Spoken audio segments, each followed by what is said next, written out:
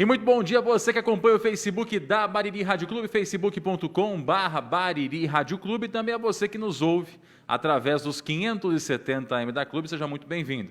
E dando sequência a essas entrevistas que estamos fazendo com os vereadores eleitos, hoje estamos recebendo aqui em nossos estúdios o vereador Edi Carlos, pastor Edi Carlos, que está aqui. Ele foi eleito pelo PSDB, está retornando para a Câmara, né? Ele já foi vereador em outro mandato e agora retorna para a Câmara com está no top 5, né, pastor? 6. Top 6 dos mais votados aí da Câmara Municipal. E a gente vai bater esse papo com ele para entender como é que entra o pensamento do Edi Carlos nesse momento e também como ele pretende desenvolver o trabalho dele à frente da sua legislatura em 2021 até 2024. Primeiramente, pastor, é um prazer falar com o senhor e obrigado por ter vindo até aqui. Diego, a satisfação é toda nossa, aos ouvintes da Clube, também aos internautas. Nós sabemos o alcance e a importância da imprensa e a gente daqui dando a satisfação e também agradecendo, é muito importante para mim, para o mandato que vem aí pela frente. Pastor, vamos lá. Para quem não te conhece, embora o senhor já tenha sido eleito em outro mandato e está retornando agora, quem é o pastor Edi Carlos que foi eleito vereador esse ano? Pastor Edi Carlos é um pai e avô, né? Casado há 28 anos, tenho só meia dúzia de filhos. O recente aí é o Arthur. Sou pastor há 8 anos da Igreja Resgate, né? Sou formado em segurança do trabalho. Faltou apenas um semestre para me finalizar a geografia. Eu ainda sempre estou querendo finalizar e não finalizo. Tive um mandato de vereador de 2009 a 2012 e a expectativa está grande para a gente nesse próximo mandato com mais experiência. Pastor, o senhor foi eleito pelo grupo do PSDB. Aliás, o único vereador eleito pelo PSDB nessa legislatura foi o pastor Edi Carlos, diferente da outra que 4 foram eleitos pelo PSDB. Então, teve uma redução no número de cadeiras para o partido PSDB. E, se for comparar com os seus pares aí, a maioria deles teve uma queda na votação. A que se deve isso, a esse destaque, essa crescente que você teve na votação? Eu acho que isso é o reflexo de várias decisões, então todo mundo absorveu. Por exemplo, eu nunca fui um vereador dos mandatos do Neto, eu nunca fui diretor ou fiz parte da equipe de trabalho do Neto, no entanto, nós abraçamos a campanha do Neto e tudo que veio para ele, veio para a gente também. Então, essa perda, né, desse capital político que veio sobre o Neto, que o Neto absorveu, nós também absorvemos toda essa negatividade e não tem como negar isso.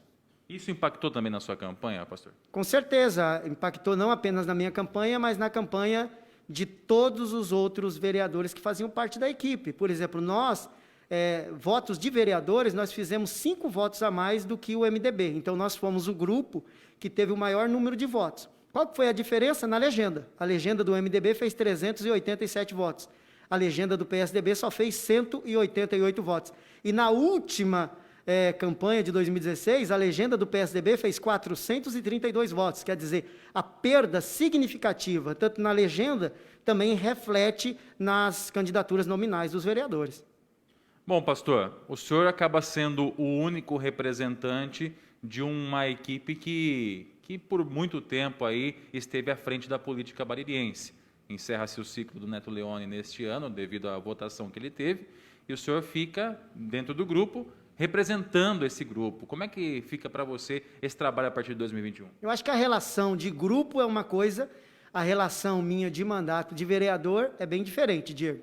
Na verdade, as pessoas votaram para mim, não para que eu defendesse os interesses do grupo, mas para que eu defendesse os interesses da população. Então, é importante colocar isso, que eu não sou mais um candidato. Agora, eu sou um vereador. E o que interessa aqui é o interesse da população. São as causas da população que me interessam. Com relação ao grupo, não é uma preocupação apenas minha. É uma preocupação de todas as pessoas que fazem parte do grupo, que vai ter que se articular, se renovar, ver quais são as peças que precisam ser alteradas, o que precisa trazer de novidade, fazer uma avaliação sobre o que nós fizemos de errado, o porquê que nós tivemos uma votação tão pequena perto da votação que nós esperávamos. Então, não é uma preocupação só minha, é uma preocupação de todas as pessoas que compõem o grupo, fazer uma análise por que a nossa candidatura foi a terceira e foi rejeitada pela população. Na campanha, a gente percebeu que o senhor tinha uma posição de liderança junto ao grupo. Essa posição deve ser assumida por você a partir de agora, Edgar? Eu acho que a minha posição de liderança e defender os interesses daquilo que nós defendemos na campanha vai continuar, porque nós tínhamos uma pauta, nós temos algumas propostas. Então, essas propostas, elas serão defendidas de maneira a ser incorporada pelo novo prefeito. Quer dizer, então eu vou estar defendendo estes interesses. A minha liderança, Diego, na Câmara, ela muda com relação à liderança na campanha. Na campanha eu liderava um grupo, até porque o Neto ficou doente, houve uma falta ali, eu acabei realmente assumindo. Porque se a gente entra numa guerra, nós temos que saber de que lado nós estamos e, a partir daí, defender esse lado que nós estamos. Então, eu defendi realmente o grupo, porque era o grupo a qual eu pertencia. Só que esse grupo perdeu as eleições. A proposta que foi aprovada foi a proposta do Abelardinho. Então, o que interessa é que essas propostas que ele colocou para ser, que foi aprovada, avaliada e venceu, essas propostas é que tem que ser agora, ser colocada em prática e tornar-se realidade. Então, a minha defesa agora, ela passa a ser dentro das propostas que foi aprovada. O povo aprovou e eu tenho que aceitar. Bom, dentro da Câmara, da composição de vereadores hoje, o senhor, junto com o vereador Ditinho, são os vereadores que liderariam essa oposição mais ferrenha, vamos dizer assim, que é a oposição do grupo que está aí, que foi trocado, né? A oposição que, a partir de 2021, passa a ser oposição, por enquanto, é a situação. Como é que vai ser a sua atuação na Câmara, pastor, diante disso? Vai ser, de fato, trabalhando como oposição, de fato, trabalhando de uma forma de cobrança mais intensa, ou vai ser diferente disso? Eu acho que tem dois grupos de vereadores eleitos. Os vereadores que defenderam as propostas do Abelardo, e esses são os vereadores que têm que defender, estão lá na Câmara para defender as propostas e defender o prefeito. No caso, a nossa proposta foi rejeitada. Então, eu estou na condição, principalmente de fiscalizador e de cobrança em cima das propostas que foram apresentadas. Então, a minha posição, o meu posicionamento na Câmara, será um posicionamento como eu sempre tive, de análise, de coerência, de nunca avançar além daquilo que é o papel de um vereador, de ajudar o prefeito, mas, ao mesmo tempo, nós, como fomos eleitos no partido contrário do prefeito, nós temos uma condição maior ou maior liberdade de fazer as cobranças. Não que os vereadores do Abelardo não possam fazer, mas se fizer, não vai ficar legal. Então, cabe a nós, vereadores, ditos de oposição, fazer a cobrança, mas fazer a cobrança de uma maneira coerente, é um primeiro mandato, é cedo ainda, tem que dar tempo para o Abelardinho trabalhar, todas essas questões nós temos que respeitar. E depois, quando for fazer as cobranças, fazer a cobrança com propostas. Todo mundo sabe que o vereador ele não tem poder de caneta. O papel principal dele, os dois papéis principais dele são fiscalizar as ações do executivo e legislar, ou seja, criar leis que possam desburocratizar ou, de repente, melhorar uma condição social da pessoa, enfim, melhorar a situação do município. O senhor já teve no mandato, foi um vereador aqui atuante, né, trazendo diversos projetos. Cito aqui como exemplo, por exemplo, a questão do Prêmio Zumbi dos Palmares, que foi uma iniciativa sua também. E o que o senhor pretende apresentar a partir de 2021? Tem vários projetos. Alguns projetos eu posso dizer para você que são até polêmicos. Eu pego, por exemplo, homeschooling, que é o ensino familiar. No meu ponto de vista, essa pandemia mostrou a necessidade de vários lugares que estão trabalhando essa questão, que é a família dizer o seguinte: não, eu vou dar o ensino para o meu filho porque nós temos capacidade. É claro que isso é um tema que gera um baita de um debate, mas pelo menos levar o debate para a sociedade e apresentar esse projeto na Câmara é um dos meus interesses. Mas esse é um projeto polêmico. Eu acho que tem projetos, por exemplo, urgentes. Projeto, por exemplo, de divisão de solo, que é o de loteamento. Nos últimos finais de semana, vocês fizeram a cobertura das enchentes. Quer dizer, como que pode os loteamentos serem aprovados sem as devidas galerias? Como que pode loteamento, por exemplo, o dono do loteamento devolver para a prefeitura, porque depois de 3 anos ele tem que devolver a área verde, sem nenhum equipamento na área verde, sem nenhuma árvore plantada. Então, tem uma série de questões. Então, o primeiro projeto que eu tenho debruçado sobre ele, buscado ajuda de engenheiros, pessoas que já entendem, claro, mas é o primeiro projeto que eu vou apresentar na Câmara, justamente com a divisão, parcelamento do solo. Eu acho que nós temos que ser um pouquinho mais criterioso, porque a pessoa vai lá com a boa vontade, constrói o seu sonho, compra a sua casa, e de repente a sua casa é inundada pela água da chuva, porque não tinha galeria, ou porque a prefeitura acabou aprovando o loteamento, sem os devidos equipamentos necessários para que a pessoa pudesse ter uma moradia decente, ele pagou por aquilo. Então, imagina a pessoa compra um terreno, faz uma casa, e depois o sonho dele é destruído pela enchente. Não só essa é uma questão, mas também a questão de árvore. As pessoas plantam árvores que não é para a região urbana, depois essas árvores acabam causando desastre. Então, é uma área que eu quero mexer, Diego, que é de suma importância. No meu ponto de vista, são áreas urgentes que nós temos que tratar, e eu já estou elaborando esta lei. Eu peguei uma lei, estou trabalhando em cima dela. É a primeira lei que eu vou apresentar na Câmara, pelo menos é o que eu me proponho, essa lei de parcelamento de solo. Mas nós também temos que ter leis de incentivo à cultura. Bariri, com relação à cultura, Diego, está praticamente morta. E nós não temos, por exemplo, o cargo de chefe de cultura. É os concursados que fazem. Então, diante desse quadro, nós precisamos criar leis que fomente a cultura. Já que eu não tenho chefe, já que eu não tenho esse trabalho, a prefeitura tem que criar meios, e aí eu tenho leis de incentivo à cultura. Você pega, por exemplo, ainda há uma grande dificuldade em Bariri para alguém abrir um negócio. Há uma implicação muito grande, há uma dificuldade, uma burocracia muito grande. Lá atrás eu apresentei o projeto, foi aprovado o Estatuto da Micro e Pequena Empresa. Eu estou com algumas leis também em mente, né, de outras cidades. É claro que a gente vai, nesse mundo nada se cria, tudo se copia. Então a gente está com algumas leis e eu também estou com ideia nesse sentido. Uma outra área que eu acho que é fundamental é a questão da coleta de reciclagem, de reciclado. Porque os coletores precisam ter um tratamento diferenciado, mas o armazenamento também, Diego, porque você veja bem, as pessoas estão fazendo o armazenamento, às vezes, do lado da sua casa. E aí, aquele local não é um local apropriado para fazer o armazenamento. Então, nós precisamos pensar, é algo que nós temos que nos mover para isso. E isso também é projeto de lei. Então, isso cabe ao vereador fazer. E eu já estou aí em mente com algumas leis trabalhando, pode ter certeza que nós iremos apresentar. Mas, a priori, são essas leis de loteamento, de incentivo à cultura e com relação ao meio ambiente e à água também. Chove, a gente bebe barro. Né? Quem não compra água, bebe barro em Bariri. Ou quando não falta água. Existe já um plano hídrico, mas ele não é colocado em prática. Tem um plano hídrico de reservas dos mananciais, das minas, dos poços, mas isso não é colocado em prática. Então, eu vou fazer uma cobrança em cima disso, porque eu acho que já passou da hora de nós mudarmos a qualidade da nossa água e também já não é mais para uma cidade no nosso porte. Com a água que a gente tem, cercado de águas como nós somos, ainda falta água algumas vezes em alguns bairros. Inclusive, pastor, nesse sentido de cobrança de coisas que já existem e não funcionam, a gente sabe que leis municipais, uma parte delas, infelizmente, só servem para gaveta, para ficar realmente ocupando espaço na gaveta. Por exemplo, a lei que obriga ao tempo máximo de espera numa fila de banco. Por exemplo, a lei que obriga a prefeitura a colocar câmeras de monitoramento em alguns pontos da cidade, inclusive na frente de escolas. Esses são apenas 2 exemplos aí, entre tantas outras que nós temos, que infelizmente são leis que foram criadas, são boas para a população, mas não são efetivas. Como é que você vai fazer para poder fazer com que a lei que o senhor criar, ela de fato saia do papel e seja efetiva e que a prefeitura de fato execute aquele projeto? Eu acho que cada órgão, cada departamento, quando é criada uma lei, essa lei é criada e ela determina qual departamento, qual diretoria, qual setor da prefeitura que vai ficar responsável por aplicar a lei ou cobrar a aplicação da lei. E eu acho que o papel do vereador ele tem que ser contínuo. Ele cria a lei e depois ele acompanha a execução dessa lei. Eu acho que em Bariri, o que é que nós temos muito fraco? Fiscalização nosso.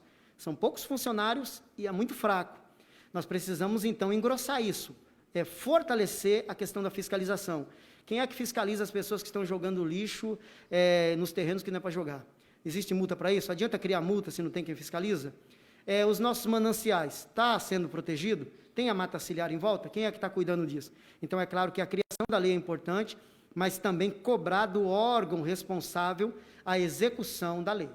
A própria lei que organiza as edículas na cidade também é uma outra que foi super polêmica e até agora a gente não tem visto uma efetividade prática nela. Mas eu acho que quando você tem uma lei, Diego, e que o município ele não executa a lei, ele pode incorrer em improbidade administrativa. Improbidade administrativa não é apenas a pessoa pegar o dinheiro e gastar naquilo que não deve. Improbidade administrativa é também quando o prefeito ou seus diretores, a sua equipe, não cumpre as leis. Então, é necessário que a gente, com a lei em mãos, cobre do Poder Executivo, que tem o poder de fiscalizar e o poder de executar a lei, a execução da tal lei. Então, é necessário que se faça cumprir isso. Eu acho que isso tem que ser um papel de cobrança dos vereadores, e eu acho que nós temos que estar unidos nisso, porque, de repente, não vou pegar no pé das edículas, porque senão vou perder um grande eleitorado. Não, mas e as famílias que estão sendo perturbadas? A lei já não foi criada para proteger essas famílias? Então, nós, vereadores, temos que fazer uma pressão em cima dos órgãos para fiscalizar. Com certeza, você está coberto de razão.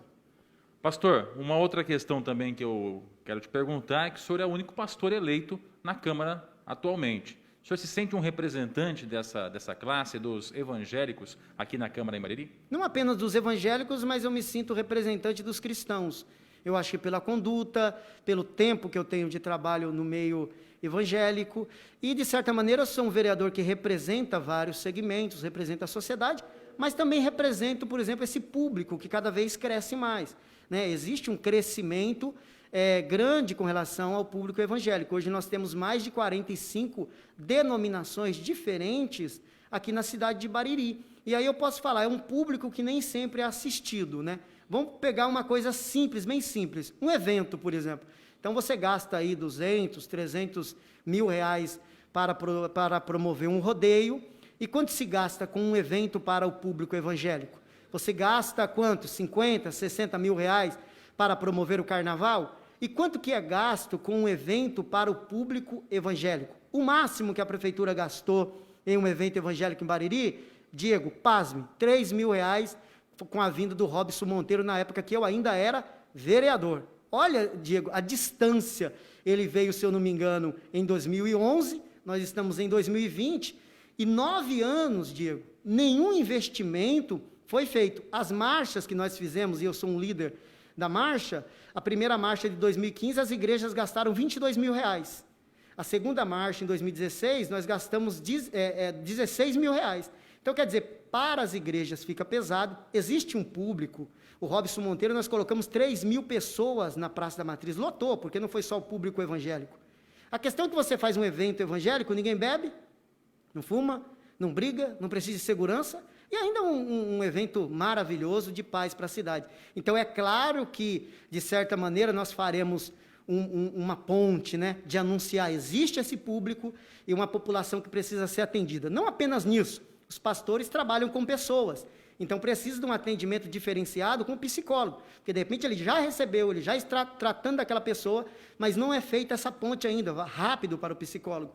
Os pastores recebem famílias, e de repente ele fez aquela coleta de alimento no início do mês, já ajudou as famílias e chega uma família até ele, e a igreja não tem condições de ajudar. Essa ponte com o social também precisa ser feita. Por quê? Quando se faz campanhas de agasalho, quando se faz campanhas que precisa desse público, são as igrejas que somam, que ajudam. Então, eu acho que dá para fazer muito bem uma parceria do poder público com as igrejas evangélicas, de um contribuir com o outro, para que assim a cidade esteja cada vez melhor, sendo atendido os seus diversos segmentos.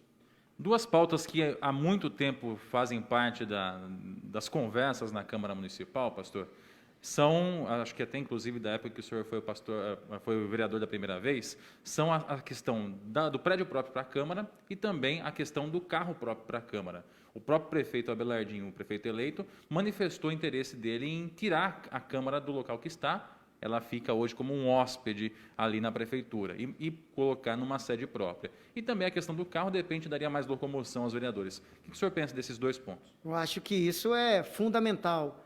Lá nós pensávamos, isso é um pensamento muito grande, mas sempre que se coloca esta proposta, Diego, há uma rejeição de uma parte das pessoas, porque diz, tem outras coisas importantes, como se o trabalho do vereador não fosse importante. É justamente essa independência, ter um lugar onde o vereador possa fazer um atendimento. Se hoje eu começar a exercer o meu mandato, eu pretendo fazer um mandato participativo e atender o público. Aonde eu atendo o público lá na Câmara Municipal hoje? Não tem uma sala para que eu possa atender a população. Ou eu atendo no plenário da Câmara, ou eu atendo na sala de reuniões ali dos vereadores, que fica à esquerda para quem entra na Câmara. Então, quer dizer, a Câmara não dispõe de uma sala para que o vereador possa fazer o atendimento do público. A Câmara não tem um carro. Então, por exemplo, eu não tenho um carro bom para ir para São Paulo. O que eu faço? Tem que contar com o meu amigo, outro vereador, para ver se a gente vai alugar um carro? Vai ter um evento em Bauru. Não dá para 4 vereadores ir, porque vai estar alguma autoridade, um ministro, governador, presidente. para que a gente possa estar perto ali, para estar angariando recursos para a nossa cidade. Então, para mim, eu acho que o Abelardinho saiu na frente ao anunciar, e isso já é uma deixa para nós, vereadores, e para o próximo presidente, já encampar essa ideia. Se o prefeito, que é quem vai ceder para nós normalmente o terreno, se o prefeito é quem repassa os recursos para a gente, está com essa disposição, certamente eu acho que nós estamos com a faca e o queijo na mão, realmente está fácil para a gente criar o prédio próprio, que dê condições e acessibilidade, porque a gente sabe da dificuldade de acesso à Câmara, e também salas, para que os vereadores possam executar realmente um bom trabalho. Nós estamos muito atrasados com relação a muitas cidades, até menores do que nós, e que têm câmaras separadas do prédio da Prefeitura.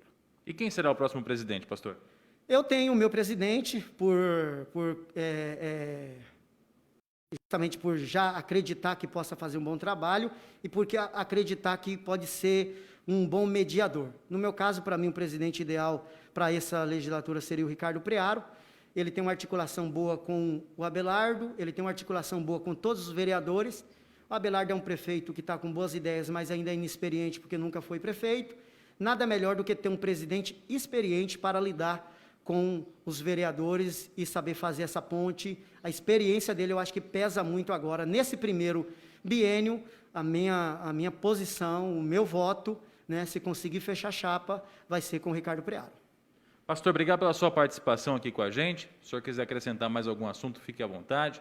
Caso contrário, fica o nosso muito obrigado pela participação. Eu que agradeço, Diego, espero vir aqui muitas das vezes. Todas as vezes que eu tenho oportunidade de estar aqui na clube, eu não canso de falar que a minha vida pública e midiática, e como que eu entrei nas casas dos moradores da nossa cidade, através da clube, do nosso amigo saudoso, não que ele morreu, né? Mas do nosso amigo Rogério Moraes, que me trouxe aqui para a emissora, e o Armando, que sempre abriu as portas. Fico feliz. Cada tema, independente do tema, por mais polêmico que seja, você pode ter certeza que nós não fugiremos da responsabilidade. Sei o peso que tem a clube, o alcance do clube, e como que é fácil a gente chegar nas casas através da clube, e às vezes na sessão de Câmara não é o suficiente, e a gente ter essa oportunidade de estar aqui falando com as pessoas, levando as nossas ideias, os nossos projetos, é muito bom. Eu quero agradecer as pessoas que votaram em mim, mas também todos aqueles que fazem parte do PSDB, porque se não fosse o voto da Marlene, da Tati, da Rita, do Giovanni, se não fosse o voto de cada um desses vereadores, certamente eu não conseguiria a cadeira, porque a cadeira ela é proporcional aos votos do partido. Então, certamente, cada um desses meus amigos que estiveram comigo na campanha, o meu muito obrigado aos que confiaram em mim, e pode ter certeza de uma coisa, nós vamos proceder com responsabilidade, são 45 anos de idade, muito mais experiente agora, e eu espero que essa experiência possa contribuir com a cidade. O prefeito Abelardinho e o vice Fernando pode contar com o meu empenho de correr atrás de verbas, correr atrás de recurso, de apresentar leis, mas não só leis, mas também apresentar ideias para eles e ser um vereador observador e também cobrador para que se cumpra tudo aquilo que é prometido para a população, mas de uma maneira coerente, correta e no tempo certo. Eu acho que agora é hora da gente juntar todas as forças possíveis e deixar aí, por alguns meses, não dá nem para a gente fazer algo, pensar em crítica. Não dá para pensar em crítica de pelo menos 4, 5, 6 meses pela frente. Primeiro, 2021 vai ser um ano difícil, está montando uma diretoria totalmente nova, até essa diretoria se engrenar, nós temos que ter a responsabilidade de cooperar, observar, para depois a gente ver se cabe uma opinião, um ajuste. Então, muito obrigado, e estou sempre à disposição aqui da clube e de vocês mesmo aí. Maravilha, falamos então com o pastor Edi Carlos, eleito vereador aqui em nosso município, e é claro, pastor, que a gente torce para que o seu mandato também seja um mandato, que o foco principal seja realmente o desenvolvimento da cidade. Assim como a gente tem falado com os demais, a gente torce para isso, para ele precisa caminhar, precisa voltar para o mapa e voltar para a rota do desenvolvimento. E é claro que isso passa pelas mãos de vocês, vereadores, e também do prefeito eleito. Obrigado mais uma vez pela participação. E a você que acompanhou pelo Facebook, o nosso muito obrigado. Dentro de instantes, essa transmissão vai estar disponível na íntegra, na linha do tempo. E a você que ouviu pelos 570M, o nosso muito obrigado e até a próxima.